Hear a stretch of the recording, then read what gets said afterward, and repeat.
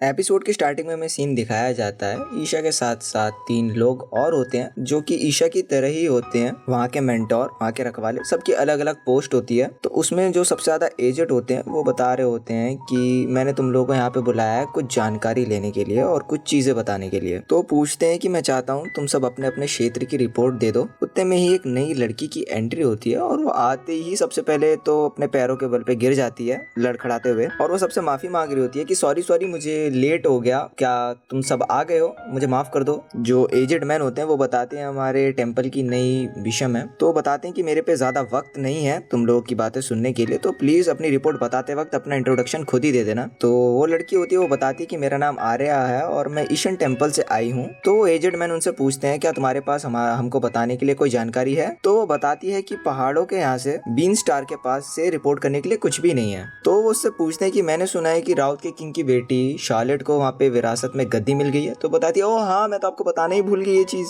तो दूसरा पर्सन बोलता है कि मेरा नाम है एल्टन और मैं हूँ वियटन टेंपल का आर्च बिशप। तो वो बताता है कि उसके एरिया में जो जो पॉइंट्स उन्होंने बताए थे उन सारे एरियो में शांति कायम है और हमें कोई परेशानी अभी तक देखने के लिए नहीं मिल रही है। ये हमारे पोप की ताकत और अधिकार का प्रमाण है। तो वो कहता है वैसे एक बात बताऊं विशप आर्या, आलस बहुत बुरी भला होती है। फिर नया बंदा बोलता है कि मैं हूँ वुल्फ रिटर्न टेंपल से, रेगिस्तान और पृथ्वी की पवित्र भूमि सैंडस्टैग मेरा ज्यूरिस्टिक है और वहाँ पे भी हमें कोई दिक्कत और परेशानी नहीं होती है। वहाँ की हालत काफी खराब है लेकिन हम लोग उस चीज को हैंडल कर लेते हैं, संभाल लेते हैं। फिर हमारी ईशा बताती है कि मैं हूँ ईशा ज्यूडन टेंपल से और तुमसे मिलकर खुशी हुई आर्या। जंगल और पवन की पवित्र भूमि डोनर जेड के मेरे जुडिक्शन में कुछ दिनों पहले एक दूसरी दुनिया वाले ने तबाही मचा दी थी पूरी तरीके से। वो आधे व्हील शहर को नष्ट कर चुका था और इस वक्त हम शहर को पूरी तरीके से ठीक करने में लगे हुए हैं। तो एजेड मैन बताते हैं कि हाँ, ये दूसरी दुनिया वाले, मैंने सबको ये दूसरी दुनिया वाले के सिलसिले में ही यहाँ पर बुलाया बात करने के लिए। जैसा कि मैंने आपको अपने दूसरे संदेश में बताया कि दुष्ट डार्क लॉक को दूसरी दुनिया में आए हुए लोगों ने मार गिराया है। इस बात को मद्देनजर रखते हुए पोप ने दूसरी दुनिया वालों को हमारी इस दुनिया में एंट्री करने के लिए अब रोक लगा दी है परमानेंट तरीके से। तो एजेड मैन बताते हैं चलो अब थोड़ी सी काम की बात कर लेते हैं और वो बताते हैं कि दूसरी दुनिया से आए उन 7 लोगों ने उस डार्क लॉर्ड को हराकर उसकी धरती पर कब्जा कर लिया है और अब वो 7 लोग वहाँ के रूलर्स बन चुके हैं। और अभी हाल ही में पोप को उन 7 की तरफ से एक धमकी मिली है। उन्होंने दावा किया है कि वो अपने ताकत के बलबूते पर जुबरबर्ग की धरती को पूरी जन्नत में बदल देंगे। पोप अभी बहुत ज्यादा चिंतित है इन सारी घटनाओं को सुनकर और उनका मानना था कि दूसरी दुनिया के लोग हमारी दुनिया को बचाने के लिए जो भेजे गए थे वो सारे एंजल्स थे। तो उन्होंने खुलकर उन लोगों को अपना प्यार दिया। जिन लोगों को पोप अपनी संतान मानता था उन लोगों ने ही पोप की पीठ पर खंजर भोंक दिया है। अब चाहे कुछ भी हो, हमें अपनी इस दुनिया को बचाने के लिए हैंसर चार्ज के लोगों को चेतावनी देनी ही पड़ेगी और इसके साथ साथ हमें उन लोगों पर भी नजरअंदाज नहीं करना चाहिए जो अभी दूसरी दुनिया से आए हैं और दूसरी जगहों पर तबाही मचा रहे हैं। जैसे कि वाल्डेलिया, दुष्ट डार्क लॉर्ड की बेटी जो अपने कैसल से गायब हो गई थी, उसे भी नजरअंदाज नहीं किया जा सकता। जुबरबर्ग के देवी और सज्जनों, जुबरबर्ग का नया दौर शुरू होने वाला है और हमारा मिशन है इन सारी मुसीबतों से बाहर आना और शांति का प्रमण पूरी दुनिया पर फैलाना। तो बाकी सारे लोग घबरा रहे होते हैं और आपस में बात कर रहे होते हैं कि ये सब अगर आपस में मिल गए तो ये तो डार्क लॉर्ड से भी ज्यादा बड़ी मुसीबत बन जाएंगे हमारे लिए और फिर इनको रोकना हमारे लिए बस का नहीं होगा। तो इसी बीच ईशा के दिमाग में एक चीज चल रही थी, सेंसे, जब उसने दूसरी दुनिया में आने जाने वाले पोर्टल को ओपन कर दिया था। वो कहती है उन दूसरी दुनिया से आए लोगों को हराने का एक तरीका है। मैं व्हील में एक दूसरी दुनिया वाले से मिली थी, उसने अपनी पावर से दूसरी दुनिया से आए उस इंसान को उसकी अपनी दुनिया में भेज दिया था। तो सब चौंक कर खड़े हो जाते हैं कि क्या कहा, क्या किसी के पास ऐसी पावर्स भी हो सकती हैं? तो ईशा कहती है हम उसकी पावर्स के वजह से दूसरी दुनिया से आए उन लोगों को उनकी अपनी दुनिया में भेज सकते हैं। तो इसी बीच न्यू कैरेक्टर की एंट्री होती है। वो थोड़ा मिस्टीरियस होता है और देखकर लगता है कि वो उन सब का हेड है। सारे उसको प्रणाम कर रहे होते हैं। तो वो ईशा से पूछता है कि क्या तुम सच बोल रहे हो ईशा? क्या वो दूसरी दुनिया वाले के पास ऐसी ताकत है? तो तुम समझ सकते हो वो दूसरी दुनिया वाला हम लोग की कितनी मदद कर सकता है। क्या तुम मुझे उसके बारे में और भी कुछ बताओगी? फिर हमें आगे का सीन दिखाया जाता है जहाँ पे एक डरावनी सी रात होती है और बहुत काले घने बादल गरज रहे होते हैं और एक लड़की अपने में गुनगुना रही होती है। तो फिर एक और न्यू कैरेक्टर की एंट्री होती है और वो उससे पूछ रहा होता है क्या तुम फिर से अपने पिताजी के बारे में सोच रही होती हो, और फिर वो 2 गिलास वाइन बना रहा होता है और वो उससे कहता है कि हमारे अलाइज अलग अलग देशों के लिए निकल चुके हैं, हम यही रहेंगे और देखेंगे कि इस दुनिया में आखिर आगे आगे क्या होने वाला है। फिर हमें आगे सीन दिखाया जाता है एनेट और तामा को, जो कि सेंसे को खींचते खींचते अब थक चुकी हैं और वो कहती हैं चलो हमारे वहाँ पहुँचने से पहले हमें यहाँ पर रात बिता लेनी चाहिए। और तामा बहुत ज़्यादा खुश हो जाती है और कहती है ये आखिरकार सोने के लिए बिस्तर मिल गया।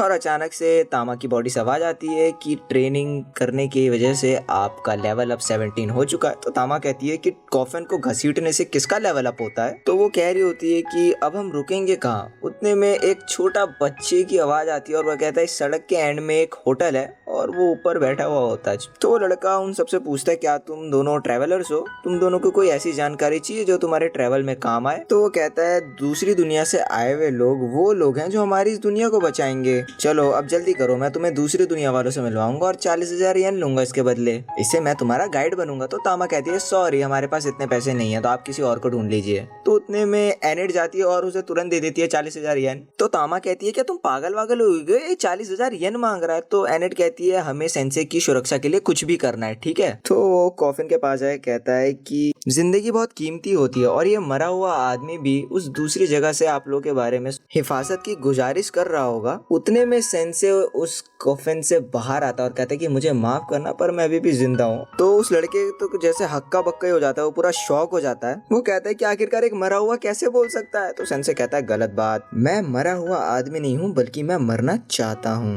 तो तामा उसको बता दिया तुम्हें बिल्कुल भी डरने की जरूरत नहीं है, सेंसे भी एक हीरो है बाकी हीरो की तरह। तो वो कहता है ये तुम क्या कह रही हो, ये हीरो है, हीरोज की शक्ल ऐसी थोड़ी होती है, ये तो मुरझाया हुआ फूल लगता है पूरा। तो सेंसे कहता है मुझे ऐसे जबान चलाने वाले लड़के बिल्कुल भी पसंद नहीं। तो वो लड़का एनेट से वो पैसे ले लेता है और भागते हुए कहता है कि मेरा नाम मीरो है और मैं तुम्हारे लिए एक बहुत बढ़िया सा हीरो लेकर आ रहा हूँ, मेरा होटल में इंतजार करना। तो रात हो जाती है और वो सारे एक होटल में जाते हैं। तो वहाँ पे एक औरत उनसे पूछ रही होती है कि तुम लोग यहाँ पे रुक रहे हो या फिर नहीं। तो एनेट उन्हें बताती है कि हमें थोड़ा सा वक्त और दीजिए कि हम कुछ लोगों का वेट कर रहे हैं। तो सेंसे कहता है मुझे नहीं लगता हम उस लड़के को और कभी देख पाएंगे क्योंकि उसकी आंखें एक बड़े आदमी की तरह लग रही थी। तो वो औरत कहती है क्या तुम लोग यहाँ पे एक मीर नाम के बच्चे के लिए रुके हो, और ये मत कहना कि तुम लोगों ने उसे पैसे दिए थे और उसने कहा था कि वो हमें एक हीरो से मिलवाएगा। तो वो औरत तुरंत अपना सर पकड़ के बैठ जाती है। वो बताती है कि ये उसकी पुरानी चालों में से एक है, वो लड़का आज तक किसी से भी नहीं मिला, किसी एडवेंचर से नहीं मिला, तो वो क्या तुम्हें एक हीरो ला कर देगा। वो लड़का तुम तीनों को बेवकूफ बनाकर चला गया। और एनेट के तो होश ही उड़ जाते हैं। वो कह रही होती है मेरे 40,000 डूब गए। तो तामा कह रही है एनेट हिम्मत रखो थोड़ी सी।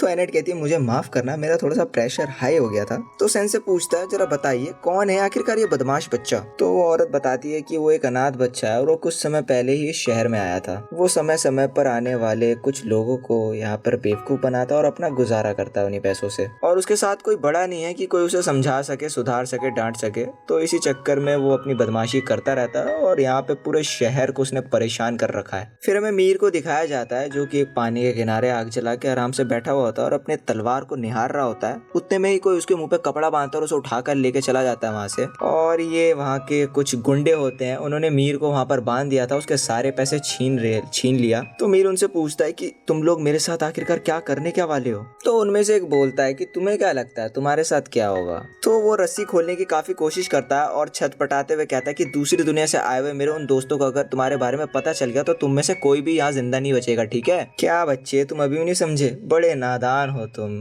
हम तीनों यहाँ पर दूसरी दुनिया से ही आए हैं, पहली बार ऐसी पावर देख रहे हो क्या। और वो जोर जोर से हंसने लग जाते हैं। और उनमें से एक बंदा बताता है कि एक ऐसा हथियार है जो ड्रैगन की खाल को भी छील सकता है। सुना है तुम दूसरों से हमारे नाम पर पैसे वसूल रहे हो, तुम तो बड़े ही बदमाश टाइप के लड़के हो। तो वो लोग उसको मारने वाले होते हैं। वो अपने मन में सोच रहा होता है क्या ये वही लोग हैं जो हमारे इस दुनिया को बचाएंगे। उतने पर वहाँ पर सेंसे पहुंच जाता है और कहता है कि तुम्हें झूठ नहीं बोलना चाहिए था। और वो बंदूक किसी और पे लग जाती है, उसके साथ वाले पे, उसके पैर पे घुस जाती है। सेंसे कहता है तुम लोग अपने आप को हीरो कहते हो, इससे बड़ा मजाक तो और कुछ हो ही नहीं सकता।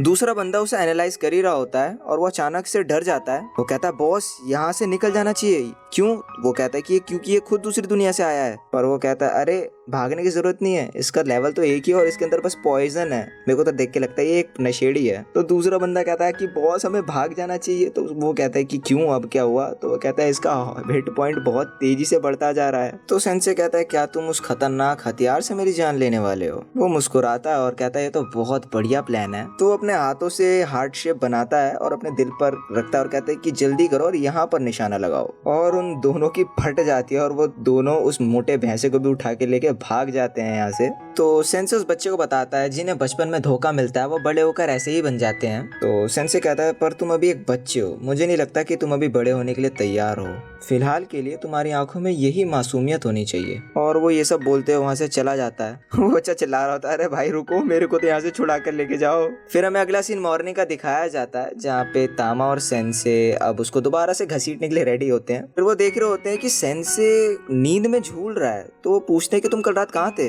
तो एनेट उससे पूछती है कि कल रात तुम कहाँ पे थे बताओ। तो वो कहता है कि कल रात मुझे बहुत मजा आया। और एनेट तो एकदम पागल हो जाती है डर के मारे। वो कहती है रस्सी चबाते हुए कि कल रात तुम कहाँ थे सेंसे, मुझे जल्दी बताओ कल रात तुम कहाँ थे। तो एनेट रोने लग जाती है। तो तामा उसे कहती है एनेट अब बस भी करो। तो वो बच्चा अचानक से आ जाता है और तामा उस पर भड़क जाती है कि झूठे मक्कार तुम यहाँ पर कैसे आए, हमारे पैसे वापस करो जो तुमने खा लिए हैं। तो वो बताता है देखो ऐसा बिल्कुल भी नहीं है, मैंने तुमसे बिल्कुल भी झूठ नहीं बोला है। मैंने तुम्हें कहा था कि मैं तुम्हें एक हीरो से मिलवाऊंगा, याद है ना? अगला सीन शिफ्ट होता है और हमें सीन दिखाया जाता है जहाँ पे तामा और एनेट सेंसे को वैसे ही घसीट रहे होते हैं और सेंसे के बॉडी के अंदर से आवाज आती है लैंडमार्क कैसल क्रू खोज लिया गया है और सेंसे को मिलते हैं 5 एक्सपीरियंस पॉइंट। तो सेंसे अपना सर पकड़ता और कहता है मैं मरना चाहता हूँ। और ये बातें वो छोटा लड़का सुनता है और घबरा जाता है। तो वो पूछता है कि मरने की बात अचानक से कहाँ से आ गई, क्या तुम्हें किसी लड़की ने धोखा दिया है? तो उसे बताता है हर दिन जिंदा रहना अपने आप में एक दर्द ही तो है। तो लड़का दोनों से कहता है कि क्या तुम दोनों ने सुना सेंसे कह रहा है कि सेंसे मरना चाहता है? तो वो दोनों अपनी उसकी बातों में ध्यान ही नहीं दे रहे होते हैं। तो वो कहता है क्या तुम लोगों को अपनी पड़ी है? तो तामा कहती है कि वैसे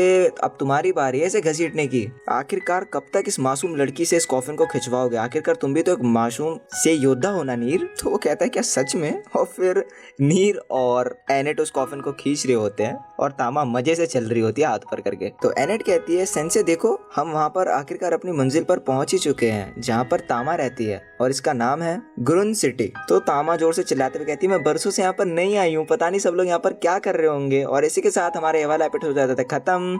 तो गाइस अभी तक आपने मेरे चैनल को सब्सक्राइब नहीं किया तो जल्दी से सब्सक्राइब कर दो और बेल आइकन को प्रेस कर दो ताकि आने वाली ऐसी वीडियोस की नोटिफिकेशन आपको मिलती रहे। तब तक के लिए tata, take care, bye bye. तो उतने में एनेट तामा से कहती है तामा जरा वहाँ देखो वहाँ पे का चेक पॉइंट है क्या? तो तामा कहती है बिल्कुल भी टेंशन मत लो, मैं यहाँ पे बचपन से रही हूँ, मेरे को ये लोग एंट्री दे देंगे और मैं तुम्हें भी दिलवा दूंगी। और जैसी वहाँ पे जाती है उन लोगों ने उन सबको पकड़ लिया होता है और काल कोठरी में डाल दिया होता है। और एनेट जोर जोर से चिल्ला रही होती है मुझे यहाँ से निकालो प्लीज, मुझे यहाँ पे नहीं रहना है, कोई मेरी मदद करो।